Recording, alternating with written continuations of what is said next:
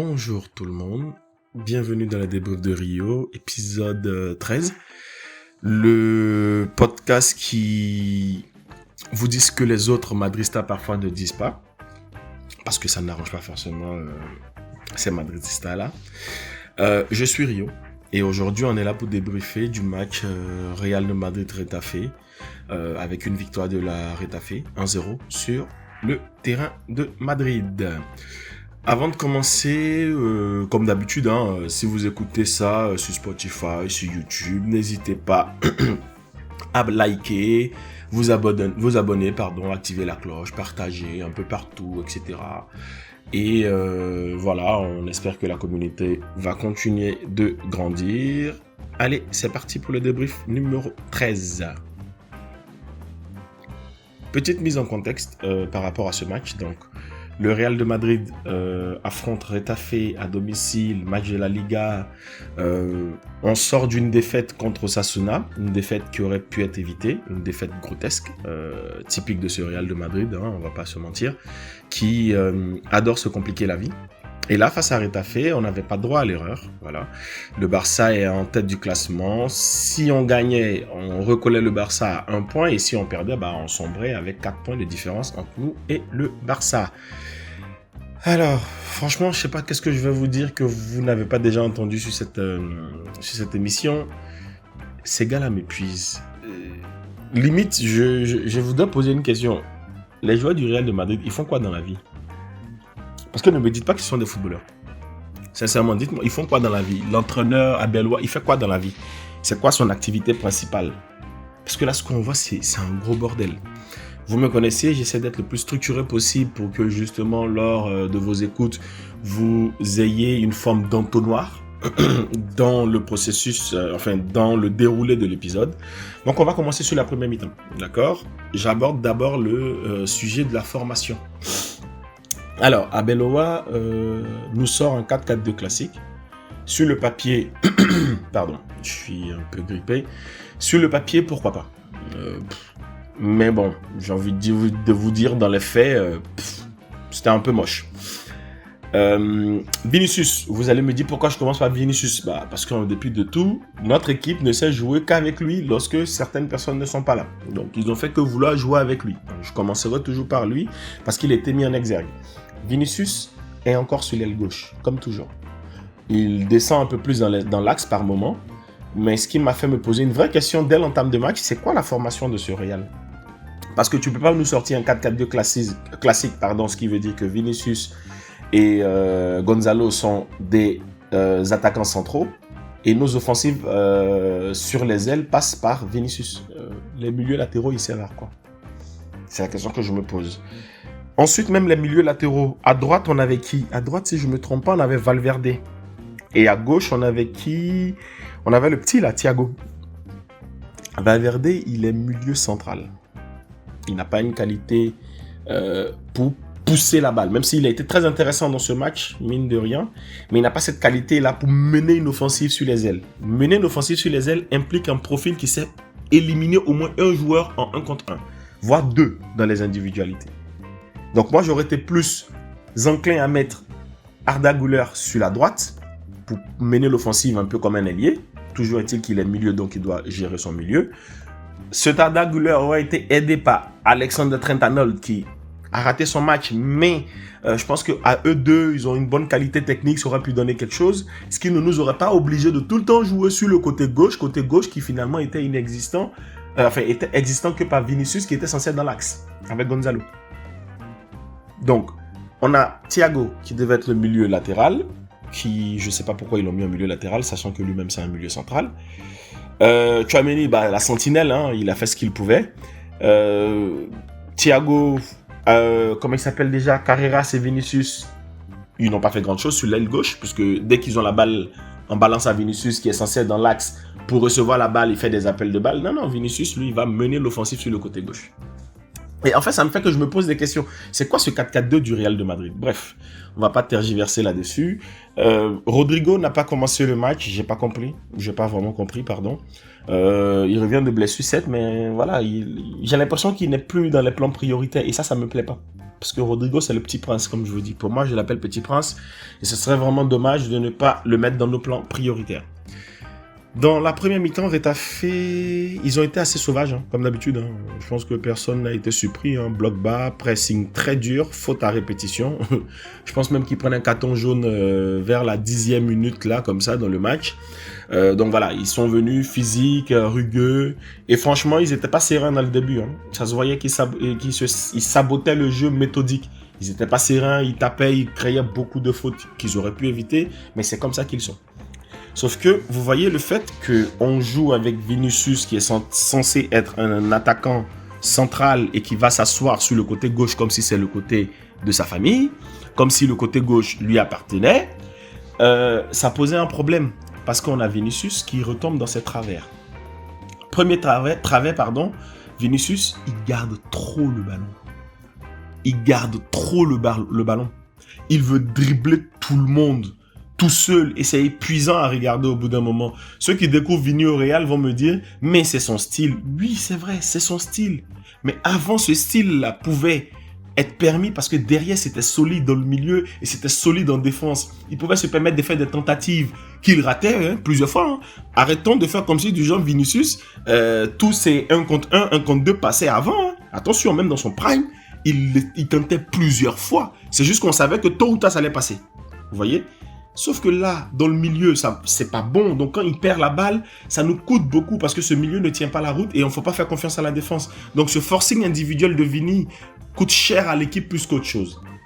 Mais on n'a pas le choix au final. On ne peut que jouer que sur lui. Dans ce match-là, quand je vois les profils qui ont été présentés, vous voulez qu'on mette sur qui ? Il n'y a pas d'autres profils techniques qui pouvaient porter quelque chose ou tenter quelque chose. C'est énervant. Et du coup, c'est pour ça aussi que Vinicius, il m'énerve. Parce que tu sais très bien qu'il n'y a que sur toi qu'on peut compter dans ce match. Sois un peu plus intelligent. Joue un peu plus simple. Arrête de forcer. Bref. Ce problème de Vini, là, moi, ça commence à m'épuiser. Ça commence sincèrement à m'épuiser.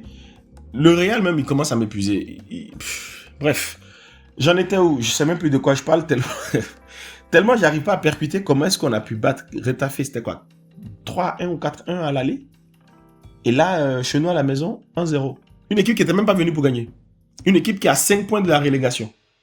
Mais en fait, le Real de Madrid, c'est le dénom de la farce. C'est incroyable. Bref, je termine sur Vinicius en disant, il est aussi tombé dans ses travers, et ça, c'est des travers qu'il faut qu'il arrête. Mais attention, je vais nuancer. D'un côté, les fautes que Vinicius subit sont réelles. Il mérite une plus grande protection de la part des arbitres. Ce tacle à la 13e minute environ, qui aurait largement mérité un jaune, on en parle. L'arbitre n'a rien donné. Et moi, je reste convaincu que si on adoptait un peu le système de challenge comme au basket, j'en avais parlé au précédent épisode, là, avec le Yoyus, d'ailleurs, big up au Yoyus. Si on prenait ce système de challenge comme au basket, avec une VAR correctement utilisée, je pense que le joueur de Retafe aurait mangé son carton jaune, sans discussion. Le problème, c'est que là, je ne dis pas que Vinicius a tort de réclamer, mais Vinicius, tu es très bon, tu es très fort, mais attention, tu bavardes trop, tu te plains trop et tu gesticules trop. Même quand tu as raison, cela te porte préjudice. Et pour ça, il faut avoir une grandeur d'esprit. Il faut être adulte dans la tête pour comprendre que j'ai raison. Mais si je dois, moi qui ai raison et moi qui suis la victime, je dois trouver le bon moyen de m'exprimer. Mais attention, ça ne donne en aucun cas une légitimité à ces idiots qui insultent Vinicius lorsqu'il se plaint.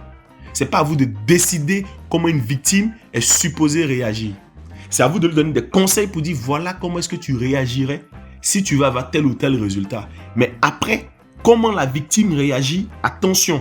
Parce qu'en attendant, si l'arbitre et toutes les autres personnes faisaient leur travail, Vinicius ne se ferait pas autant taper. Les gens tapent Vinicius parce qu'ils savent qu'il va se plaindre, ce qui est normal, mais que les arbitres ne vont rien faire. Parce que l'arbitre, ça lui met une pression supplémentaire. Les arbitres, ils ne sont pas forts d'esprit. Il va se dire, si je donne la faute, on dira que je priorise Vinicius. Si je ne donne pas la faute, on va dire que c'est normal. Après, le Real va m'emmerder, etc. Tout cela. Bref, il y aura énormément de choses. Ça montre que les arbitres doivent être bien dans la tête. Mais, si les arbitres prenaient leurs responsabilités, tu allais voir qu'ils allaient de moins en moins taper Vinicius. ils allaient de moins en moins taper Vinicius parce qu'ils savent qu'ils auraient été sanctionnés. Mais voilà, Vinicius, si, je sais que tu ne comprends pas le français, mais si jamais tu écoutes par là, moi je t'invite à être dans le stoïcisme. Laisse parler tes jambes, et laisse l'arbitre prendre ses responsabilités sans pression visible. C'est plus malin sur le long terme. C'est vraiment plus malin sur le long terme. Et je pense que si tu arrives à faire ça, à laisser parler juste tes jambes, à être concentré, sauf si vraiment il y a ton intégrité physique qui est mise en jeu, parce que parfois il y a des tacs assassins, oui, mais les petits coups de pute qu'ils te font là, franchement, essaie de rester le plus concentré possible. Mais c'est plus facile à dire qu'à faire. C'est plus facile à dire qu'à faire. Anyway, c'est bien dommage, parce que dans ce match aussi, première mi-temps, hein, pendant que tout, on se disait, vas-y, possession, on ne fait que rater nos occasions, qu'est-ce qui se passe? But de Retafe, reprise de volée, très beau but. Soyons honnêtes, hein, le but a été très beau. On était en train de dominer avec une possession, sans réellement mettre du danger. Hein. On a eu des occasions, on les a gaspillées. Et quand tu gaspilles tes occasions contre un bloc bas, ça finit toujours par te coûter. Et là, je vais pointer deux choses du doigt.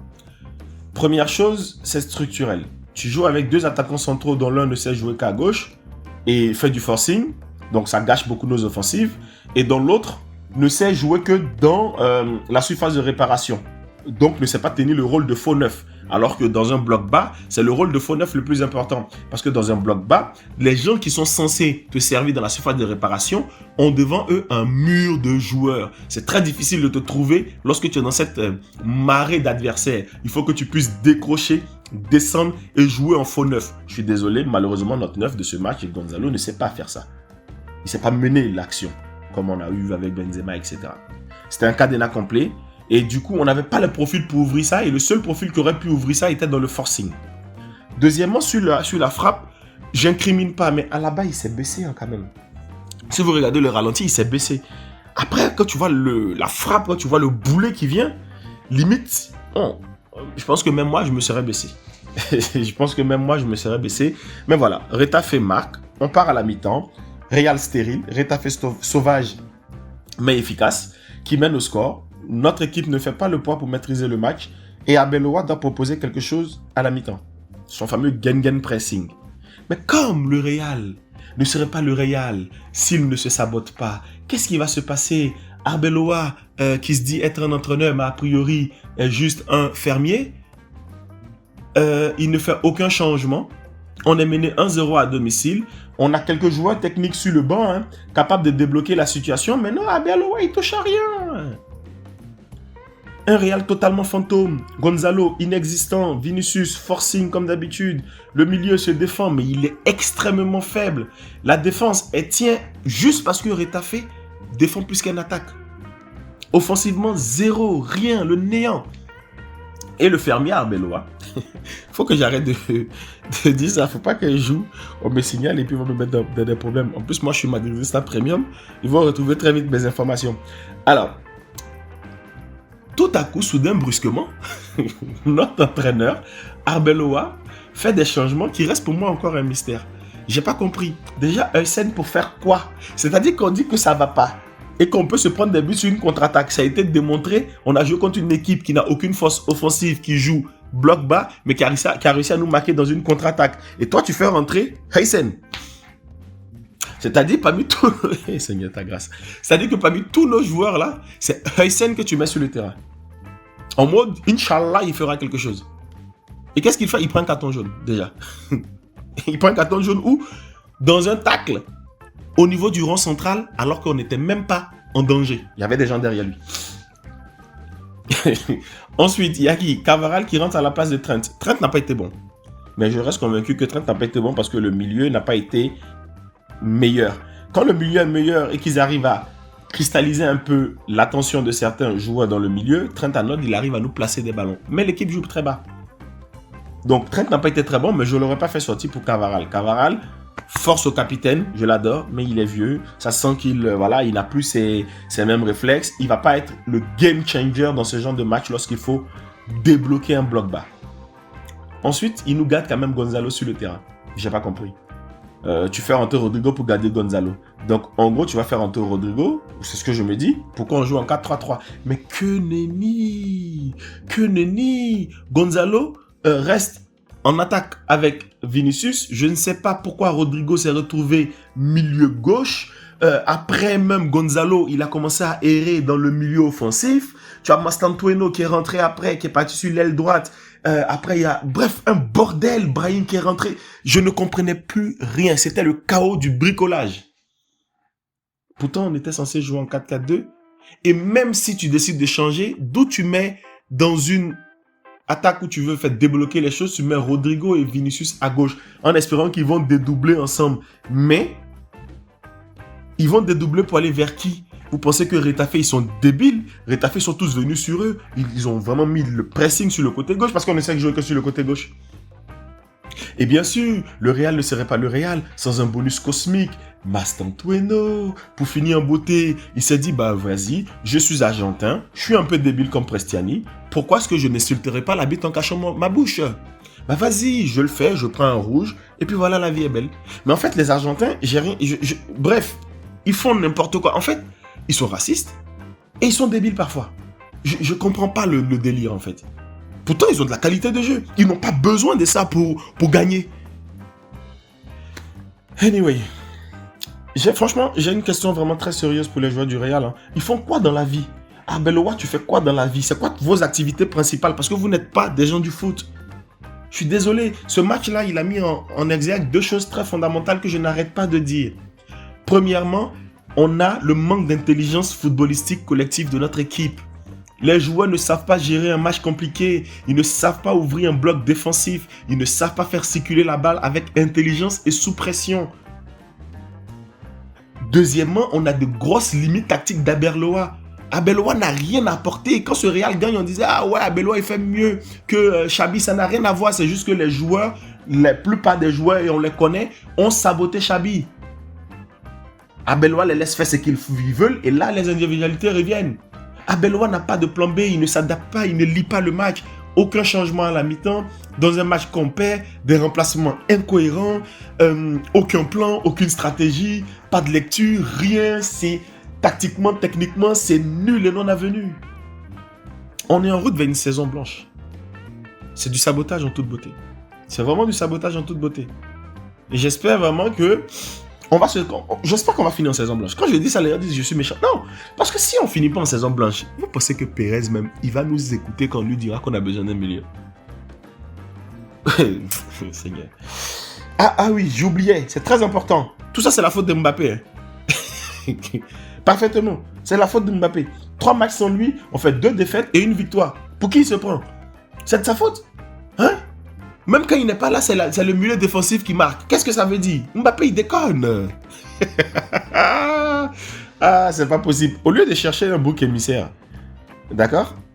Les problèmes sont structurels et tactiques au Real. Ils sont même institutionnels. Donc, on ne va pas les régler dans leur globalité. On continuera de souffrir.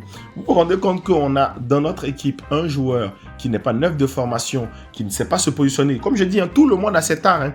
Tout le monde a ses forces et faiblesses. Mais je dis Ronaldo. Mbappé aurait été dans ce match, on aurait créé plus d'occasions qu'avec Gonzalo. Parce que c'est comme ça. Quand tu as un Gonzalo qui est très bon dans la zone et uniquement dans la zone, dans un match qui n'est pas assez ouvert pour qu'on le trouve, il ne sert pas à grande chose. Et c'est pour ça que ça a été très marrant quand j'ai vu des personnes sur les réseaux se contenter d'être satisfaits du match de Gonzalo alors qu'il n'a pas marqué, il n'a pas fait de passe D. Ils disent ouais mais il a pesé sur la défense, c'est grâce à lui, voilà nanani. Donc nous on prend un avançant pour ne pas qu'il marque, un avançant pour qu'il pèse sur la défense. Mais autant prendre un gars qui n'est même pas avançant, tu lui montres toi ton rôle là, c'est pas de marquer, hein. Il faut cristalliser les gens seulement. Ça c'est quel comportement ça? Les deux ont des forces et des faiblesses. Mbappé, en tant que neuf, il est nul en positionnement, c'est un fait. Et s'il n'améliore pas ça, il ne va pas nous arranger dans certaines situations. Mais Mbappé, sa vista, son expérience, son côté létal est plus utile qu'un gars qui sait jouer que dans la zone. C'est un fait. On a plus de chances de gagner avec Mbappé qu'on a de chances de gagner sans Mbappé aujourd'hui. Il faut le dire. Il faut le dire. Et j'ai rien contre un joueur ou quoi que ce soit. Moi, je suis supporter du Real de Madrid. Je ne suis pas supporter de Mbappé de Madrid, Vini de Madrid ou quoi que ce soit. D'accord? Mais vous vous rendez compte qu'on a un gars qui n'est pas neuf de formation, qui a des positionnements de sauvage, qui rentre dans une équipe qui est complètement décimée, avec de gros problèmes fondamentaux dans le milieu. Et tous ces problèmes-là, il arrive quand même à exploser les scores de tous les numéros 9 de formation et à finir meilleur buteur d'Europe. C'est-à-dire que ceux qui sont meilleurs, on dit c'est des meilleurs 9. D'accord? Ils sont forts. C'est leur formation. C'est pour eux. C'est eux qui maîtrisent ce poste-là. Il n'y en a pas un qui a fait mieux que lui dans l'objectif principal d'un 9, c'est-à-dire claquer des buts. Et on veut faire passer ça pour une contre-performance, juste parce que les gens n'aiment pas Mbappé. Bref, voilà pour ce débrief. Douloureux, frustrant, mais nécessaire. On n'est pas là pour vous mentir, hein, comme je dis toujours, ou pour vous dire que tout va bien. On est là pour analyser, critiquer, débattre. Le Real est nul et non avenu. On mérite mieux, mais ce qu'il montre en ce moment, c'est Burke. Voilà. Avant de vous laisser, liker, partager, commenter cet épisode, Spotify, YouTube, le pouce bleu, l'abonnement, Facebook, partagez dans vos groupes de supporters. Voilà, tous les liens seront en description. Et enfin, prochainement dans les débriefs de Rio, on a la discussion canapé avec le Yoyus, comme tous les jeudis. Hein. Donc, un Barcelonais qui va forcément me provoquer, au vu de notre défaite de débile là. Le sujet, on ne l'a pas encore décidé, on va vous le révéler dans les prochains jours. Mais préparez-vous parce que ça va chauffer sur le canapé. Allez, à très vite et à la Madrid, hein, même quand c'est difficile, et surtout quand c'est difficile. Ciao, ciao!